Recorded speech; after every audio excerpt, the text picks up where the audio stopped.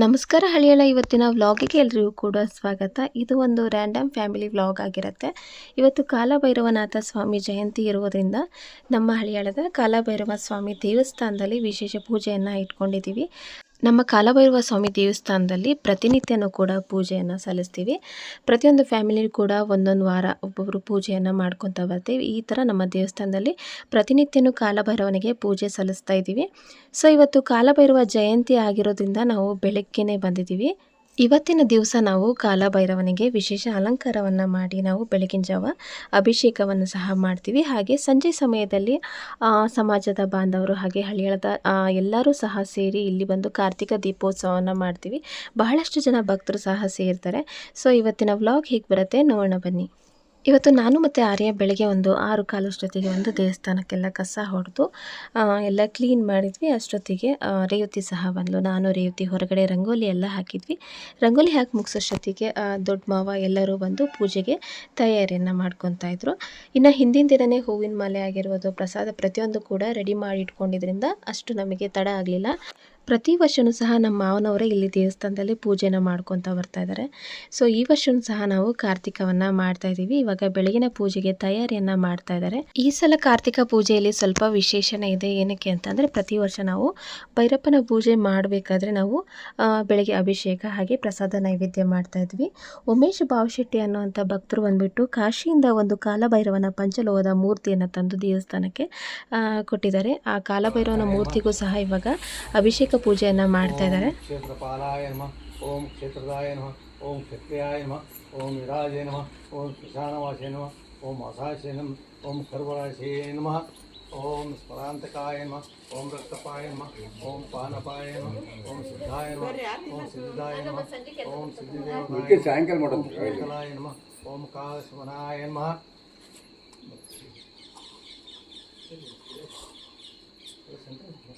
ಓಂ ಕಂಕಲಾಯ ನಮಃ, ಓಂ ಕಾಲಸ್ಮನಾಯ ನಮಃ, ಓಂ ಕಲಾಕಷ್ಟಾಯ ನಮಃ, ಓಂ ತನವೇ ನಮಃ, ಓಂ ಕವಿನೇ ನಮಃ, ಓಂ ತ್ರಿನೇತ್ರಾಯ ನಮಃ, ಓಂ ಭುವನೇತ್ರಾಯ ನಮಃ, ಓಂ ಪಿಂಗಲಲೋಚನಾಯ ನಮಃ, ಓಂ ಶೂಲಪಾಣಯ ನಮಃ, ಓಂ ಖಡ್ಗಪಾಣಯ ನಮಃ, ಓಂ ಕಪಾಲಿನೇ ನಮಃ, ಓಂ ಧೂಮ್ರೋಚಾಯ ನಮಃ, ಓಂ ಅಭಿಲೇಖೇ ನಮಃ, ಓಂ ಭೈರವೀನಾಥಾಯ ನಮಃ, ಓಂ ಭೈರವೀನಾಥಾಯ ನಮಃ, ಓಂ ಭೂತಪಾಯ ನಮಃ, ಓಂ ಯೋಗಿನೀಪತಯೇ ನಮಃ, ಓಂ ಧನದಾಯ ನಮಃ,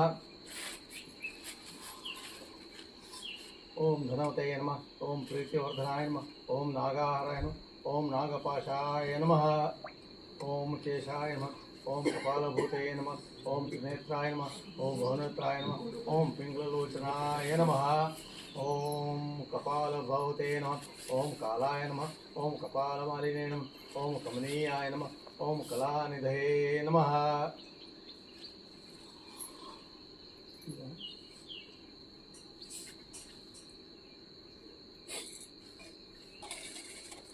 ಶುದ್ಧೋದಕಸ್ನಾನಂ ಸಮರ್ಪಯಾಮಿ.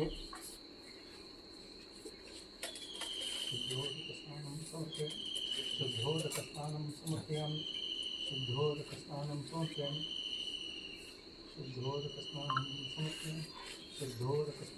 ಸಮರ್ಪಯಾಮಿ. ಶುದ್ಧೋದಕಸ್ನಾನಂ ಸಮರ್ಪಯಾಮಿ. ಶುದ್ಧೋದಕಸ್ನಾನಂ ಸಮರ್ಪಯಾಮಿ. ಶುದ್ಧೋದಕಸ್ನಾನಂ ಕರಿಷ್ಯಾಮಿ. ಶುದ್ಧೋದಕಸ್ನಾನಂ ಕರಿಷ್ಯಾಮಿ. ಶುದ್ಧೋದಕಸ್ನಾನಂ ಕರಿಷ್ಯಾಮಿ. ಶುದ್ಧೋದಕಸ್ನಾನಂ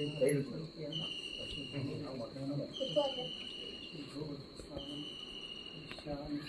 ಓಂ ಕಾಲಭೂತಾಯ ಶುದ್ಧೋದಕಸ್ನಾನಂ ಕರಿಷ್ಯಾಮಿ.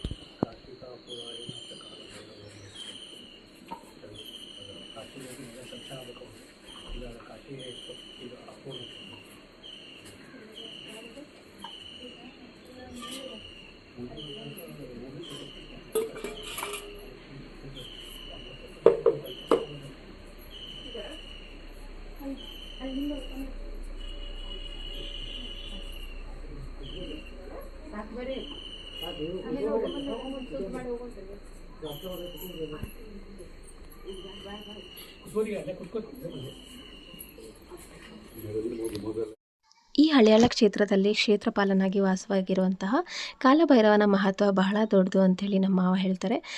ಹಾಗೆಯೇ ಬಹಳಷ್ಟು ಜನರು ಕೂಡ ಬೇಡ್ಕೊಂಡು ಹೋಗಿರುವಂಥದ್ದು ಕೂಡ ನಿಜ ಆಗಿದೆ.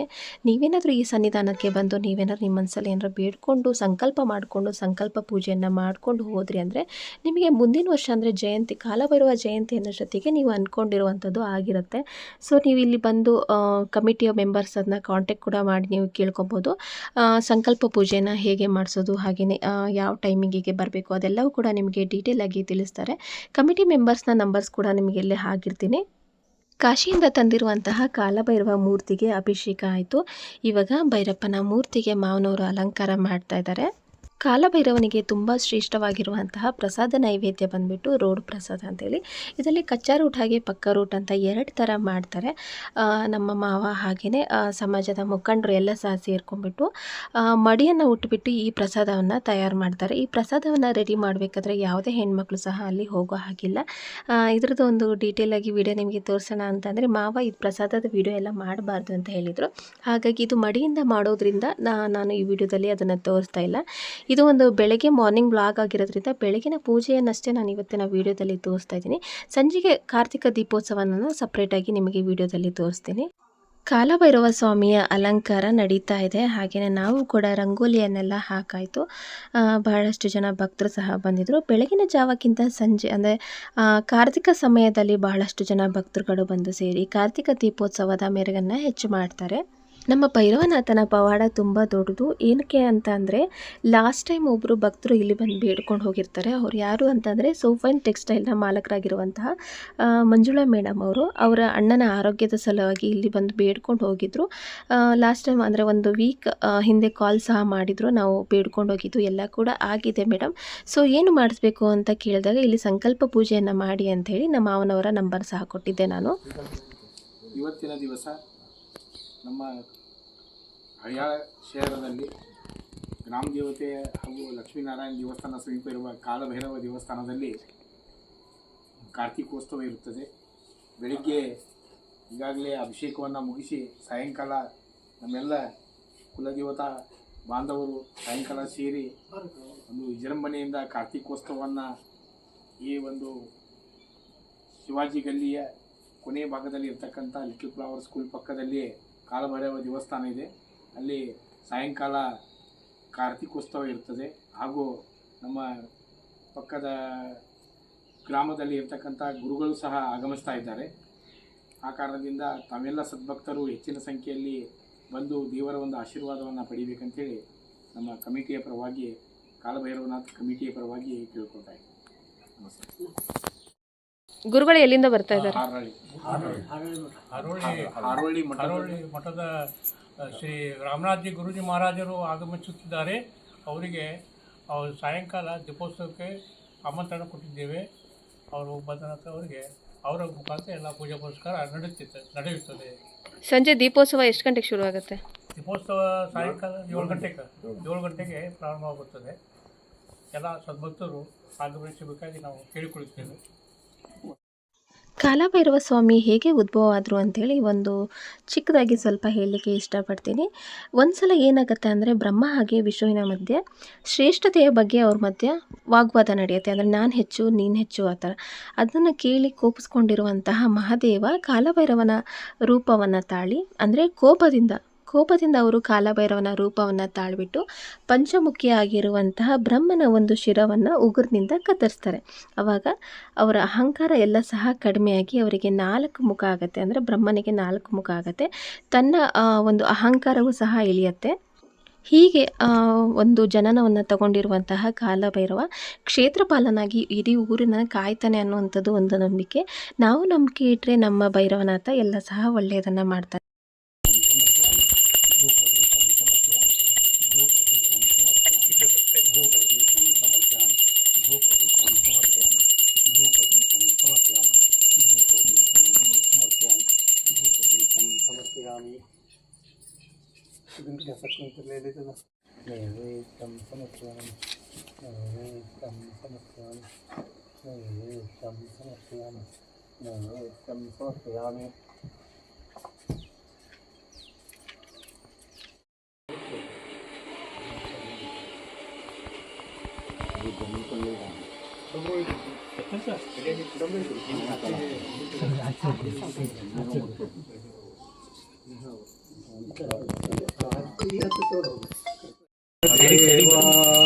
प्रभु जय भैरव देवा, जय काली जय भैरव देवा, प्रभु जय भैरव देवा। तुम पाप भारत दुख सिंधु तारक, भक्तों के शुभकारक भीषण उद्धारक।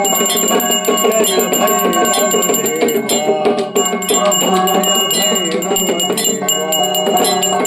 शान शान विराजत शर त्रिशूलधारी, महिमा निज तुम्हारी जय जय बलहारी। जय भैरव